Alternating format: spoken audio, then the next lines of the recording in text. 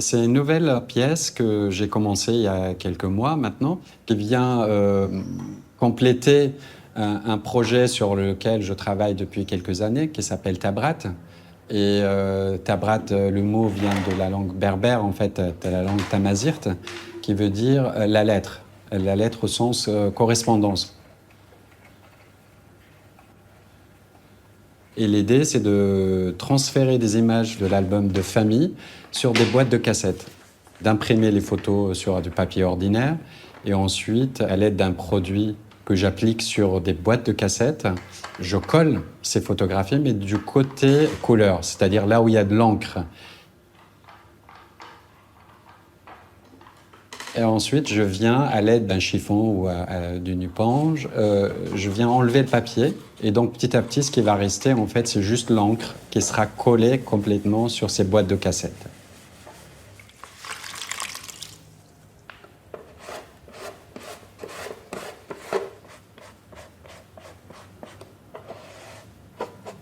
C'est pas une impression de photo, mais plutôt un collage.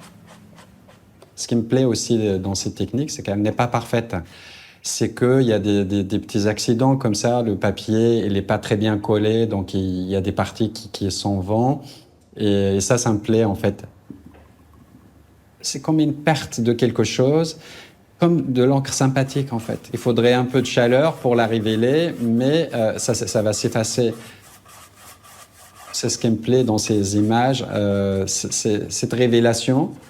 Et ensuite, d'essayer de la figer pour pouvoir me rappeler le maximum possible, quoi, tu vois, de ces souvenirs, de ce qui s'est passé autour.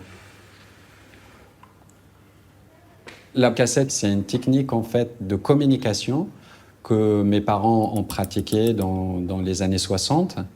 Ces travailleurs, en fait, une fois qu'ils sont arrivés en France, ils vont être confrontés à une difficulté qui est de communiquer avec leurs proches restés au pays.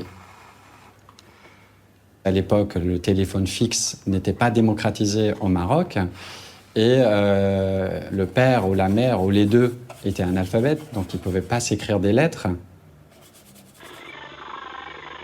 Et il fallait attendre 1963 exactement. Philips va commercialiser ce qu'on appelle les lecteurs radiocassettes. Toute cette génération vont s'approprier cette technologie et vraiment enregistrer des véritables lettres qui vont faire des allers-retours entre le Maroc, pour mon cas, et la France. حسن ساعتها عندك كده التليفون من غير كده قاضي من كده الفلوس مش واحد انت كده تغير تخدمت. Je suis berbère, amazigh, et dans cette forme de communication, ils ont trouvé un moyen, en fait, de perpétrer ces traditions d'oralité. C'est un lieu de rencontre aussi, dans lequel les familles se retrouvent. Je n'ai jamais cessé, en fait, d'aborder les questions sur mes origines marocaines, bien sûr, le départ, et aussi le départ de mon père avant moi. Il y a toujours cette question autour de cet éloignement qui est dans mon travail artistique. Je suis curieux, j'adore toucher à tout, expérimenter surtout. L'idée d'expérimentation, de chercher des techniques par le dessin, par la photographie, la vidéo, etc. Mais en fait, l'idée, c'est que comment l'idée, elle peut passer mieux par un médium qu'un autre, en fait. J'ai réalisé un projet qui s'appelle Mémoire. Je suis retourné dans mon école primaire. J'ai proposé un workshop dans cette école. L'idée, c'était de leur apprendre aux élèves la technique de stop motion, comment fabriquer des films d'animation.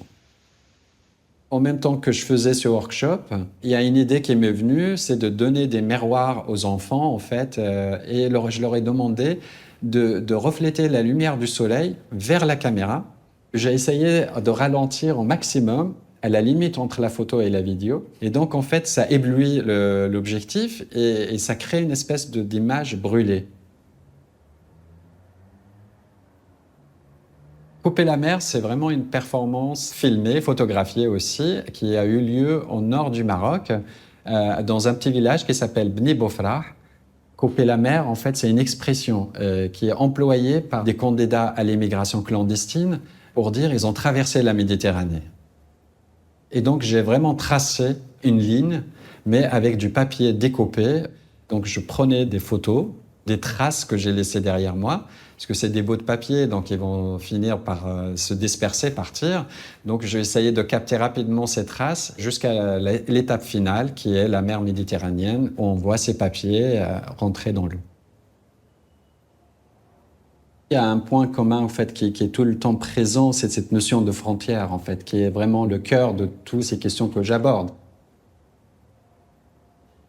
Et donc, c'est cette généalogie-là que j'essaye de suivre comme un ruisseau, en fait, et de voir ce que ça fait décoller, qu'est-ce que ça fait vraiment pousser comme champ vocabulaire. Quand on parle des cartes postales, c'est des objets qui traversent les frontières. Les objets sont très présents dans mon travail. Ce qui me plaît, en fait, c'est le silence qui l'entoure, en fait. Il suffit juste de le faire parler, cet objet. Notamment dans ce projet Entre nos mains, où j'invite en fait des personnes d'origine berbère, amazigh, de venir en fait avec un objet souvenir qu'ils ont gardé ou qui les accompagne depuis quelques années dans mon espace de travail et de venir raconter son histoire. Par conséquent, il a pris ce bout de caillou. Et l'objet devient un prétexte. Un petit témoignage. Je le vénère pas, hein.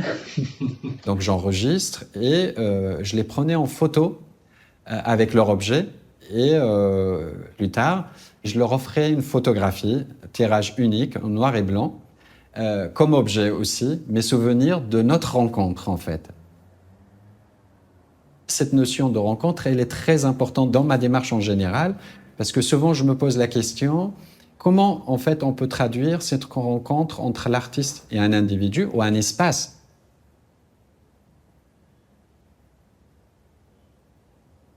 Tout ce que je produis, j'espère en fait, déclenche ces dialogues-là et l'échange. Une œuvre, c'est un lieu de rencontre. Elle est essentielle pour moi qu'elle continue cette conversation. Et ce qu'elle déclenche comme questionnement, comme raisonnement et tout ça, c'est très important pour moi de le penser et de le traduire aussi dans l'œuvre.